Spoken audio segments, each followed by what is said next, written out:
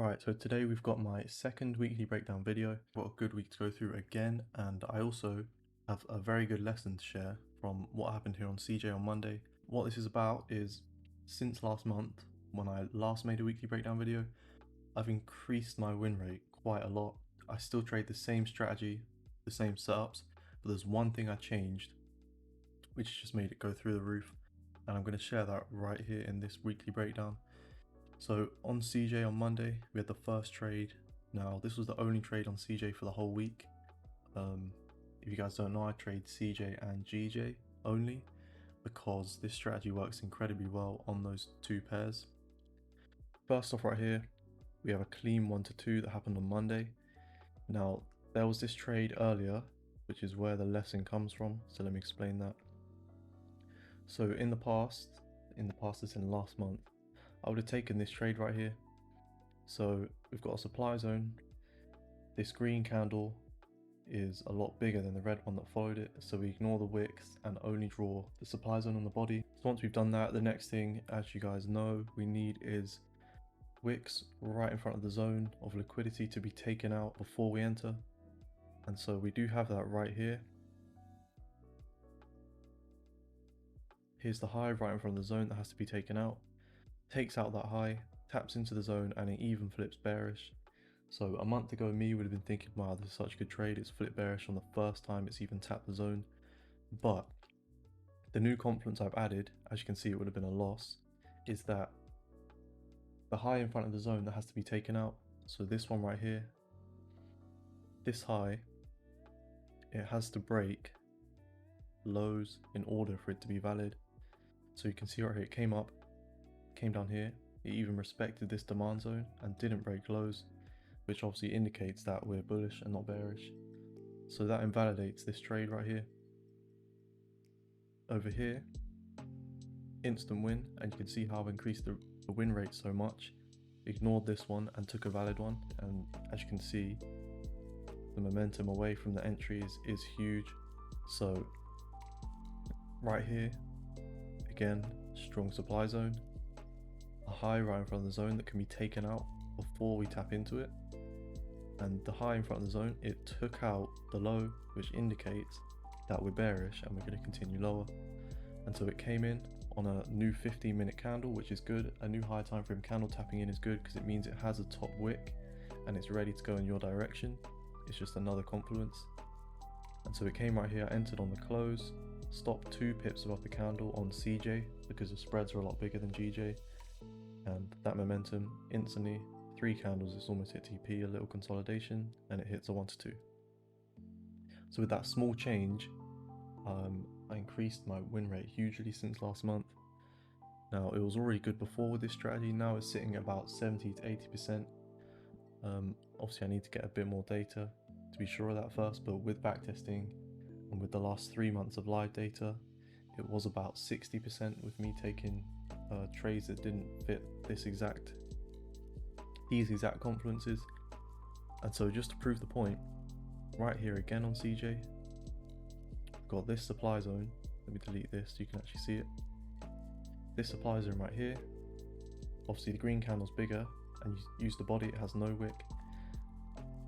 The high of liquidity to be taken out right here, it took out lows, took out these lows, came down, took out this strong demand right here, came all the way down here before retracing, taking out the high and tapping into our zone that we're waiting patiently to hit. New 1 hour candle, you can enter flip, and the rest is history, as you can see.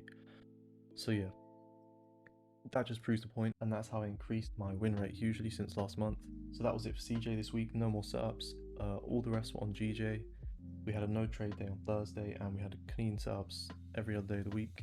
That's Friday, but I'll get to that later.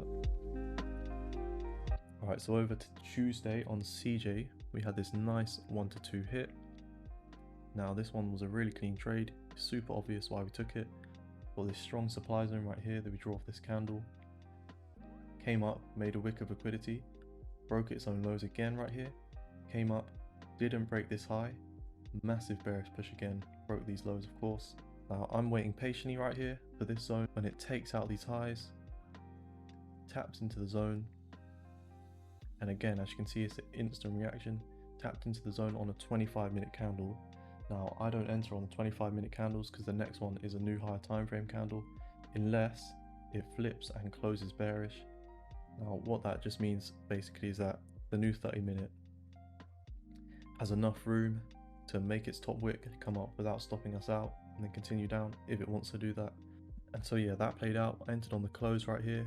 The new 30-minute opened with a decent sized bottom wick and then flipped bullish, which obviously would not be a good sign if this strategy wasn't so strong. It holds anyway. So as you can see, it came up, sort of retested the zone, and then the rest was history again. Right, now getting into Wednesday. This is the trade I actually recorded a live trading video on. So we got the demand right here, broke this high, good demand zone. Came back, we've got some lows of liquidity right in front of the zone. Textbook trade, the lows, did they take out new highs? Yes, right here, all the way up to here. Came back down again, made another low, and I'm waiting patiently. New 1 hour candle, I enter flip. The 1 hour has made its bottom wick and it's ready to go in our direction. Extra confluence. In the live trading video, if you go and watch it, you can see we had this massive red candle, but of course, confidence in the setups. I held and I even re-entered half a position on this new 15-minute candle that respected the zone. Somewhere around here on the flip, I entered with half a position, which paid off massively, and we broke to new highs as expected.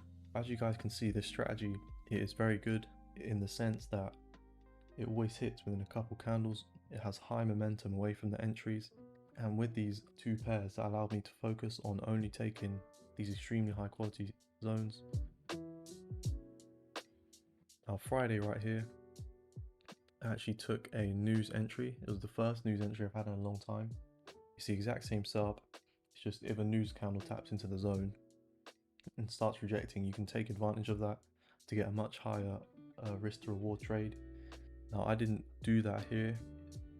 It tapped into the zone and I waited for it to flip before entering the new 30-minute candle. Yeah, on Oanda charts right here, it shows the flip was actually up here, but on live markets it was here. So that was my entry on that 1 hour flip. It ended up closing like this, but still respecting the zone, which is a very good sign. And then look what happened afterwards. This strategy is cold, I'm telling you. Massive candle away from the zone. Now if you wait for the close, you would have entered like this. Oh, stop loss 1 pip below the candle, and then yeah, you can see what would have happened right here. So that was a breakdown of this week. Much higher win rate compared to before with this extra confidence that I've added. Now obviously, even last month I still used to take these trades with this confidence, but I just wasn't aware of it. Now that I've become aware of that, trading's gone to the next level. If you guys haven't watched the live trading video of the GJ trade I took, it just shows how to have a good mindset during a trade and how to hold it obviously through that big drawdown candle that happened, and also shows how to actually trade this strategy live. So go and check that out. If you guys enjoyed the video, like and subscribe, and I'll see you later.